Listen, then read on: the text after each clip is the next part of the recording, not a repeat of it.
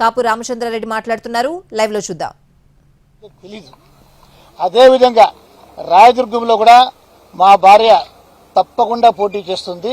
రాయదుర్గం నుంచి కూడా కళ్యాణదుర్గం నుంచి కూడా మా కుటుంబం నుంచి ఎక్కడి నుంచి అవకాశం వస్తే అక్కడి నుంచి పోటీ చేస్తాము, లేదా ఇండిపెండెంట్ గా కానీ పోటీ చేస్తామని మీ అందరికి కూడా తెలియజేస్తున్నాం.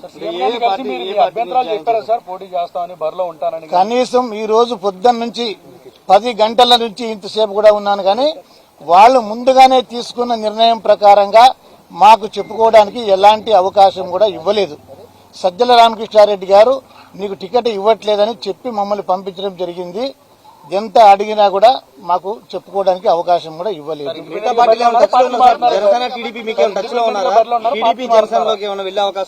ఏ అవకాశం వచ్చినా కూడా దాన్ని సద్వినియోగం చేసుకుంటాము. ఏ అవకాశం లేకపోయినా ఇండిపెండెంట్ గా కానీ కూడా తప్పకుండా పోటీలో అయితే కళ్యాణదుర్గం రాజదుర్గం 2 చోట్ల కూడా ఉండి తీర్థం.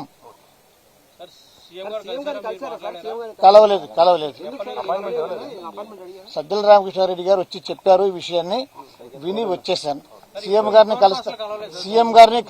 కలుస్తామని చెప్పినాము. ఆయన బిజీ అని చెప్పినారు. ఇంకా ఉదయం 10:30 నుంచి ఇంతసేపు ఉన్నాము. ఇంకా ఇంతకన్నా పెద్ద అవమానం మాకు అవసరం లేదు. కాబట్టి మాకు నమ్మించి తీసుకొని వచ్చి నమ్మినందుకు మా గొంతు కోయడం ఒకటే మిగిలింది. మా జీవితాలు సర్వనాశనం అయిపోయినాయి ఇక్కడికి. కాబట్టి ఇప్పటికైనా కూడా మేము సొంత నిర్ణయాలు తీసుకుని స్వతంత్రంగా బ్రతకాలనుకున్నాం. కానీ కాబట్టి తప్పకుండా నేను నా కొడుకు లేదా నా భార్య ఒక దగ్గర పోటీ చేస్తారు. నేను కళ్యాణదుర్గం నుంచి ఇండిపెండెంట్ గా తప్పకుండా పోటీ చేస్తాను. ఎక్కడి నుంచి అయినా కూడా సరైన అవకాశం వస్తే కూడా దాన్ని కూడా అందిపుచ్చుకోవడానికి సిద్ధంగా ఉన్నాం.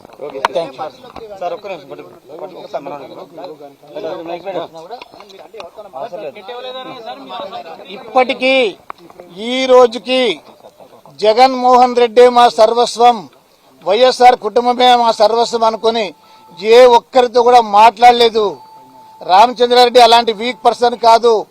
ఎవరు ఎన్నిసార్లు ఏదైనా వ్యతిరేకంగా చెప్పినా కూడా గట్టిగా నిలబడి జగన్మోహన్ రెడ్డి గారిని మా దేవుడితో సమానంగా లెక్కేసుకుని వైఎస్ఆర్ ఫోటోని మా ఇంట్లో దేవుడి ఇంట్లో పెట్టుకున్నటువంటి మేము ఇలా గొంతుకొస్తారని ఏ రోజు ఊహించుకోలేదు. మా ఇంటి నిండా కూడా లైట్లు వేసిన జగన్మోహన్ రెడ్డి గారి ఫోటోలనే ఉన్నాయి. ఎక్కడ చూసినా మా ఇంట్లో జగన్మోహన్ రెడ్డి గారి ఫోటోలే కనబడుతున్నాయి, రాజశేఖర రెడ్డి గారి ఫోటోలే కనబడుతున్నాయి. అలాంటి సందర్భంలో రాజశేఖర రెడ్డి గారు తనయుడుగా ఉన్న జగన్మోహన్ రెడ్డి గారు రాజశేఖర రెడ్డి గారి కుటుంబాన్ని నమ్మినందుకు మమ్మల్ని గొంతు కోస్తారని ఏ రోజు ఊహించుకోలేదు. Thank you sir.